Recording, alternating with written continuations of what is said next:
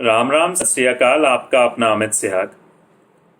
साथियों, किस तरह का समाज हो, राजनीति हो, देश हो, प्रदेश हो, हमारे आसपास का माहौल हो, मैं मानता हूं इस बात पे निर्भर है कि किस तरह की मानसिकता को हम सब मिलकर बल दे रहे हैं।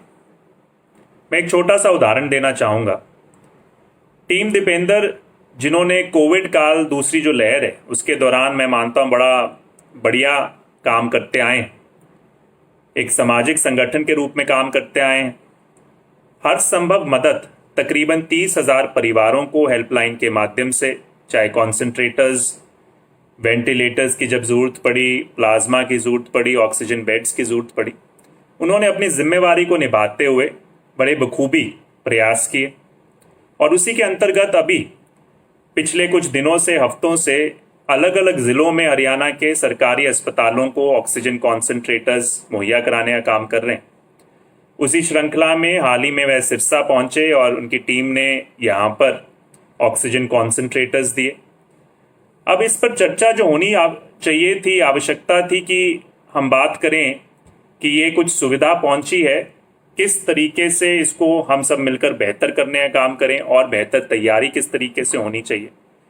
मगर कुछ लोग, शायद राजनीतिक एक ऐसी मानसिकता है नकारात्मक या कोई द्वेष की भावना से, वह केवल अपने आप को सीमित कर लिया। उन्होंने टीका टिप्पणी करने में, प्रश्न चिन्ह उठाने में, लगाने पे, इस बात पर सवाल पूछने में कि यहाँ पर एक बड़ी सम्मानित संस्था खालसा एड का स्टिकर लगा है, तो ये दीपेंद्र हुड्डा जी की टीम इसको वितरित क्यों कर रही है, कैसे कर रही है। उसको कहीं ना कहीं उन्होंने किसान आंदोलन से भी जोड़ने का काम किया। एक तरीके से गुमराह करने के लिए ये प्रयास थे। और कुछ, मैं मानता हूं उनका, तो मैं समझ सकता हूं कि एक राजनीतिक शायद द्वेष की भावना हो, फ्रस्ट्रेशन हो, मगर उसके साथ साथ कुछ हमारे बीच में ही कुछ लोग इसको आगे परोसने का भी काम करते हैं। तो हमें समझने की आवश्यकता है। मैं कुछ आपके सामने तथ्य जरूर रखूंगा, हालांकि मैं मानता हूं इसकी कोई आवश्यकता नहीं है। हम सब भली भांति जानते हैं क्या मंशा है, क्या सोच है इसके पीछे। मगर शायद इससे किसी के जो मन में सवाल हो, उनको उनको कहीं ना कहीं हम जवाब देने का काम भी कर सकते हैं। संशय हो, शायद वो दूर हो जाए। कुछ लोगों का तो नहीं हो सकता, बट बाकियों का शायद हम दूर करने में कामयाब हों। तो साथियों, जिस तरीके से कहा गया कि इस पे खालसा एड का स्टिकर है, बिल्कुल बाकायदा खालसा एड का इन ऑक्सीजन कॉन्सेंट्रेटर्स पे स्टिकर है, उन्होंने मुहैया कराने का काम किया। हम उनका आभार करते हैं, धन्यवाद करते हैं। और ये समझने की बात है साथियों, जब ये अभियान टीम दीपेंद्र ने शुरू किया तो उस समय व्यक्तिगत रूप से तकरीबन 80 एक कॉन्सेंट्रेटर्स उन्होंने और उनकी टीम के सदस्यों ने खुद प्रोवाइड की। जब मांग बढ़ती रही, आवश्यकताएं बढ़ती रही, तो बहुत से सामाजिक संगठनों को उन्होंने खुद भी संपर्क किया और कई संगठनों ने इस कोरोना की लड़ाई के दौरान उनका जो व्यक्तिगत रूप से जो उन्होंने काम किया, उनकी टीम ने काम किया, बेहतरीन काम किया, उसको देखते हुए उनके साथ उन्होंने भी सहयोग देने की मंशा जताई। उसी के अंतर्गत एक संस्था है, ब्राह्मणों की बड़ी प्रतिष्ठित संस्था है देश के अंदर, विप्र फाउंडेशन के नाम से। उन्होंने एक पहल की कि हम तकरीबन 250 कॉन्सेंट्रेटर्स आपको मुहैया कराएंगे, टीम दीपेंद्र को मुहैया कराएंगे। और उसमें उनकी मंशा क्या थी कि वो पूरे देश के अंदर, जो खास करके ग्रामीण क्षेत्र में, वहां पर ऑक्सीजन बैंक खोलने की उनकी मंशा थी। और उन्होंने टीम दीपेंद्र को उपयुक्त समझा कि इनके माध्यम से हम सही हाथों तक इन ऑक्सीजन कॉन्सेंट्रेटर्स को पहुंचा सकते हैं और सही मायने में जो जनता को राहत की आवश्यकता है वो राहत मुहैया करा सकते हैं।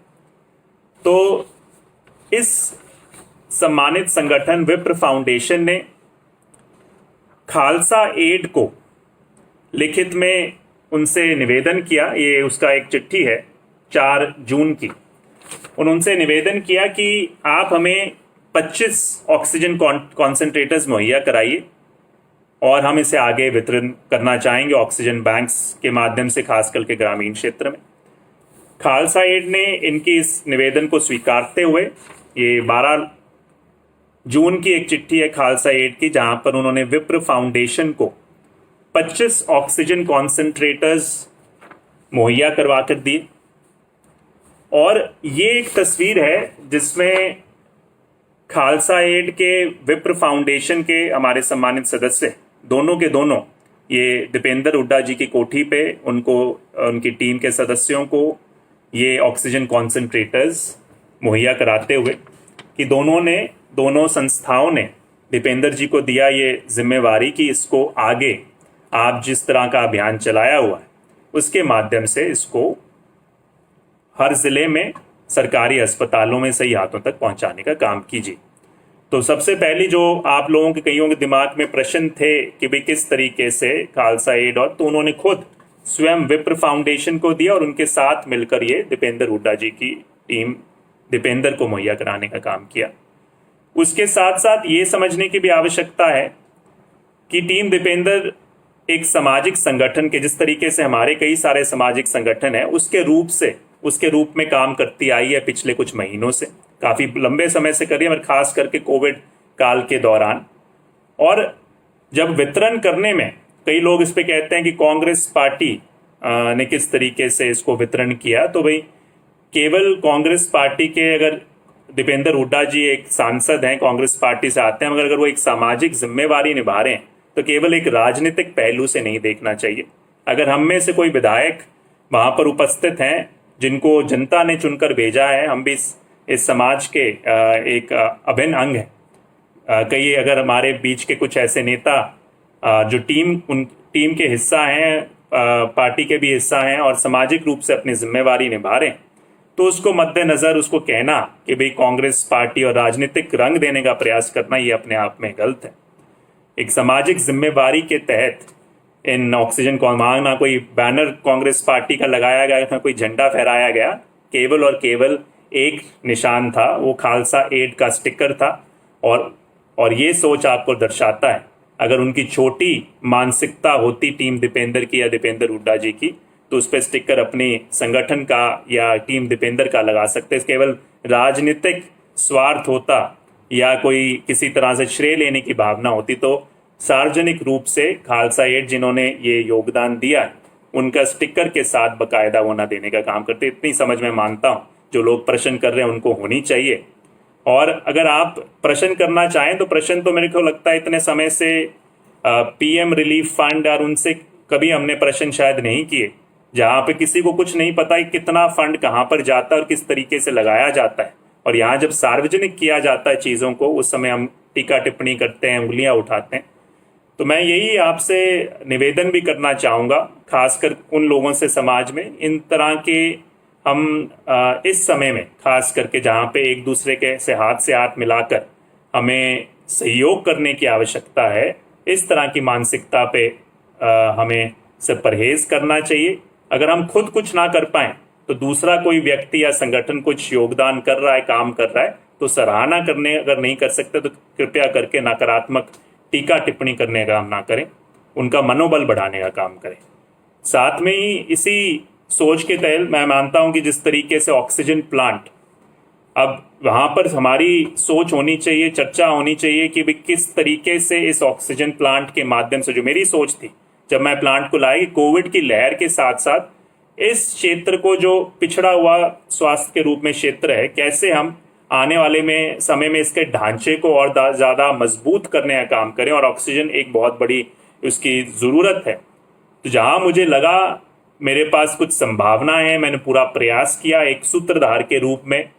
ये ऑक्सीजन प्लांट, आप हमें तो गर्व होना चाहिए कि पूरे देश में कई जगहों को छोड़, मतलब हमें डवाली क्षेत्र में ये ऑक्सीजन प्लांट मिला। जिस टीम ने, जिस कंपनी ने, मैंने कई बार उनका आभार व्यक्त किया, क्लीन मैक्स कंपनी, उन्होंने हमें देने का काम किया।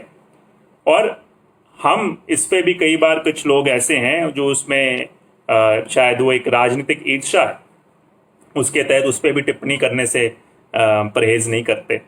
तो उनका तो शायद मैं अपने आप ही जो उनकी सोच है उनके, मैं यही भगवान से गुजारिश करूंगा वो बदलें।